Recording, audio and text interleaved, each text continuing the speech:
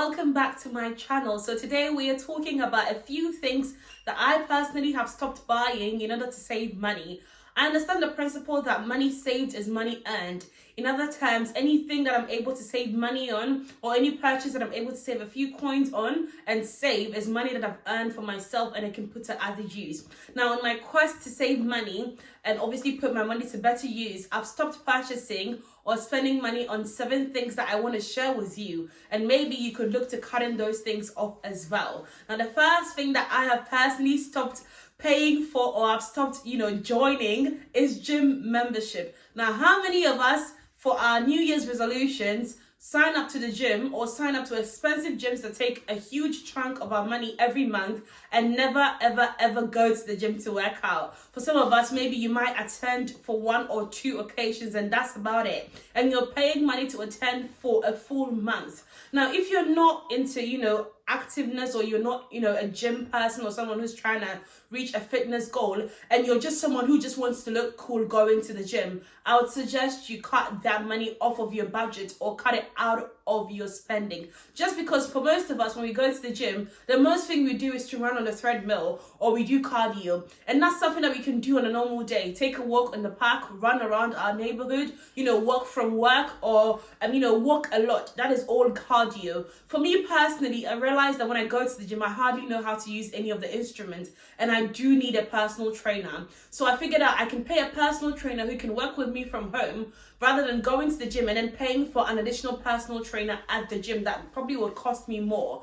And also with my personal trainer, I pay them as and when they do come to my house to work out with me. So it's based on how many times they come and how much we're able to work out. That way I'm able to save money on things that I'm not using. How many times do you go to the gym? Some of you sign up to expensive gyms, David Lloyd and such, that just to look cool, and it's so unnecessary because some of you just attend once a year and you forget about it and the money still comes out. And even sometimes when you want to cancel, it is a whole lot of hurdles to jump through just to cancel your gym membership. And looking at the season that we are in the COVID-19, having to stay home for 3-4 months, and some of you maybe more than others, you realize that you found ways and means to work in your home or work out in your home that benefited your health. And so keeping up with that and avoiding all of those excess costs might be the way for you to save the extra bucks. The second thing that I'm saving money on that I stopped purchasing is TV subscriptions or cable TV, such as, BT Sports or Sky or Virgin Media TV or stuff like that that comes, attached to certain bundles when you purchase internet or stuff like that.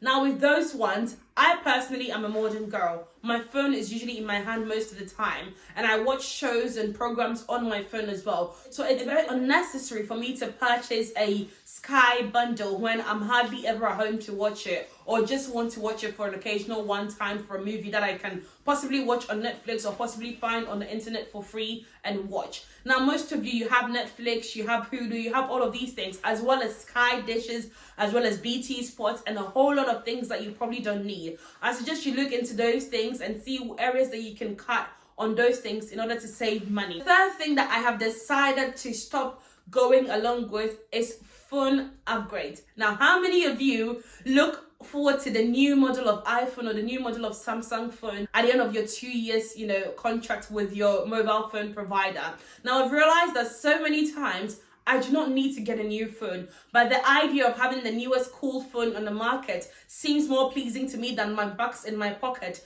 Now, I personally pay for almost £80 for my phone just because I've got unlimited internet and calls and text. So for some of you, you probably don't need that. So you might be limiting yourself by paying all of that excess for nothing. You might be good with just having a SIM card only and having a nice phone that you can purchase a new one for when it does give up on itself. I've personally decided that once my contract is up, I'm switching to SIM only just so I can use my phone to its fullness and then upgrade to a new one once the need be. You don't always have to upgrade to the newest one. I remember speaking to one of my uncles and then he was like, they called me and said my phone upgrade is due and I'm going to go and upgrade it. And I was like, you don't need to upgrade it. You've just got this phone and you hardly use your phone, so your phone is in the best condition ever. And he was like, no, they told me I need to upgrade and it's time for me to upgrade. And some of you do it out of a sense of obligation or out of a sense of having the newest cool thing, and that might be okay But in the long run, how much money are you wasting? Now, paying that £80 for 24 months, how much would that end up being? How much could you have saved from it that you probably don't need? I say if you're not using your phone for anything other than maybe pictures or phones, there are so many upgrades that you can use, picture apps that you can use to upgrade your pictures and make them look nicer. You don't need the latest gadgets on the market to be able to do that at all. That I'm saving money on and not purchasing is single-use kitchen or home appliances, such as popcorn makers or waffle maker or an egg, cooker, or all of those silly things that we want to buy. I'm personally a gadget queen. I like to buy the latest gadgets on the phone because I love cooking. And so what happens is that I end up spending money on things that I only use once in a lifetime. Waffle maker or a toasty maker, for instance. I've got a George Foreman, so clearly there's no need to buy a toasty maker or all of those things when I can just grill it all on there. But because it's all shiny and nice and it's so cute, and I usually get it, and it's a lot of a waste of money, and I've decided not to buy it. I personally am not purchasing any single-use appliances. One other thing that I've decided to stop buying or stop spending money on is excessive takeout for lunch or for dinner. Now, most people that I know that I also work with are in the habit of ordering their dinners and their lunches every now and then and spending a lot of money. Now, I personally, like I said earlier, love cooking. So I love to make batch meals that I can have for lunch and dinner. And I fancy putting my own twist into certain meals. And so for me personally, I know what my family's putting into their body, how much they're taking in, and how good it would benefit their body and their health. And with everything that's happened this year, with the health, people dying, people who are sick, I think you need to start looking at your excessive takeouts and the things that you buy from the outside that you put into your body, and look into making your own and cooking your own meals. You save money and you are able to do more with the things that you have. You don't buy unnecessary things that you don't cook. I love cooking. Maybe one day I'll share that love with you guys, but I've stopped paying money on excessive cooking, and that's done me a whole lot. Another thing that I've stopped buying and don't spend money on is soda drinks or fizzy drinks. Things like a canned Coke, a canned drink, carbonated drinks that are all over the market. I don't drink it. It's not healthy for me. And whenever I drink it, I get headaches.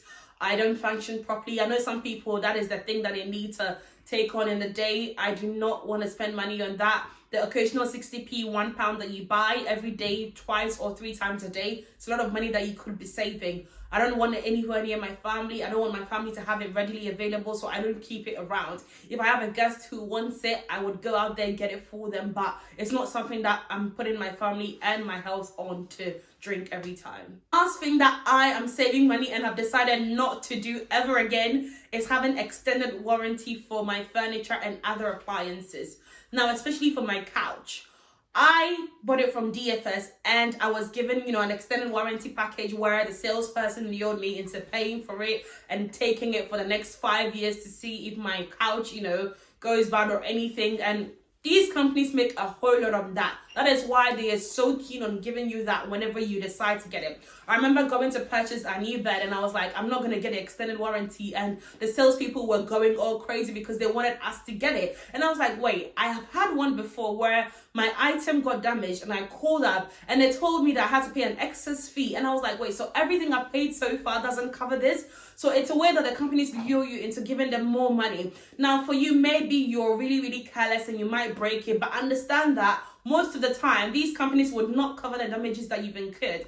And even if they're going to cover you, would have to pay excess fees. And most people too, they take it and they forget that they've got it on their items or their couch or their furnitures, and the company makes a lot of money. If you think that you're going to be able to keep your items safe and make sure that it doesn't go bad, couches never ever break, unless you're jumping on it or, doing some stuff on it that would cause it to get really, really damaged. But yeah, I've decided not to purchase that or buy that or get the extended warranty on it anymore, and I'm saving a few coins from there. So there you have it, people. These are ways that I'm looking to save more money. I think once you decide to save more money and do more with your money and look into your finances, you get to see areas that you can cut back and save more money. Now, whilst you're waiting for my next week video, please make sure you check out these 2 videos that I uploaded last week and the week before, and let me know what you think about my video today and what you're saving money on.